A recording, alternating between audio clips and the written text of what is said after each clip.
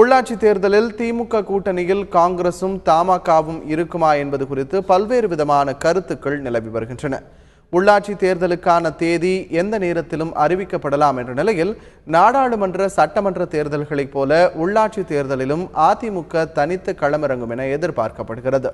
திமுக கூட்டணியில் காங்கிரஸ் கட்சி நீடித்து வரும் நிலையில் தமாகவும் அந்த அணியில் சேர விருப்பம் தெரிவித்துள்ளது. திமுக பொருளாளர் மு.க.ஸ்டாலினை தமாக தலைவர் ஜி.கே. வாசன் 19ஆம் தேதி நேரில் சந்தித்து தமது விருப்பத்தை தெரிவித்தார். இருப்பினும் கூட்டணியில் காங்கிரஸ் கட்சி இடம்பெறுவது நிச்சயம் என்றும் தமாக போன்ற கட்சிகள் கூட்டணிக்கு வருவது திமுக தலைமையால் இன்னும் உறுதி செய்யப்படாத ஒன்று என்றும் காங்கிரஸ் வட்டாரங்கள் தெரிவிக்கின்றன. காங்கிரஸ் கூட்டணி திராவிட முன்னேற்ற கழகத்தில் தொடர்கிறது என்று காங்கிரஸ் பேர் இயக்கத்தின் தலைவர் அண்ணன் திருநாவுக்கரசர் கூறியிருக்கிறார்.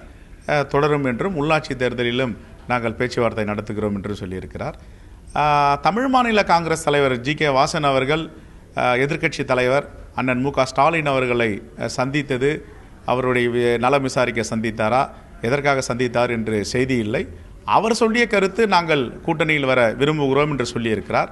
ஆனால் திராவிட முன்னேற்ற கழகத்திலிருந்து இதுவரை எந்த செய்தியும் வரவில்லை. அவர்களுடைய அதிகாரப்பூர்வமான முரசொலி நாளிதழிலும் அந்த செய்திகளோ புகைப்படங்களோ வரவில்லை. காங்கிரஸ் பேர் இயக்கத்தின் தலைவர் அண்ணன் திருநாவுக்கரசர் அவர்கள் சந்தித்தது, நாங்கள் எல்லாம் சந்தித்தது செய்தி வந்திருக்கிறது, புகைப்படம் வந்திருக்கிறது. காங்கிரசும் அதிலிருந்து பிரிந்து சென்ற தமாகவும் திமுக கூட்டணியில் இடம்பெறுமா என்பதை இப்போதுள்ள சூழ்நிலையில் உறுதிப்படுத்த முடியாது என்று அரசியல் விமர்சகர்கள் கருதுகிறார்கள். அதே நேரத்தில் இரு கட்சிகளும் திமுக அணியில் இடம்பெற்றால் அவற்றிற்கு ஒட்டுமொத்தமாக 10% இடத்தை தான் ஒதுக்க திமுக தலைமை முன்வரும் என்பது அரசியல் விமர்சகர்களின் கருத்து. 2016 சட்டமன்ற தேர்தலில் திமுக கழகம் சுமார் 75% இடங்களில் போட்டியிட்டது. இப்பொழுது வரவிருக்கக்கூடிய உள்ளாட்சி தேர்தலில் திமுக கழகம் கண்டிப்பாக 90% இடங்களில் போட்டியிடும். அதன் பிரதான கட்சியான காங்கிரஸ் கட்சி இன்று மத்தியில் ஆட்சியிலும் இல்லை.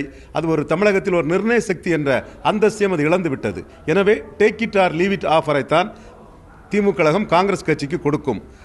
புதிதாக சேர்ந்த தமாக உட்பட கூட்டணி கட்சிகளுக்கு திமுக கழகம் அதிகபட்சம் 10% இடங்கள் தான் கொடுக்கும்.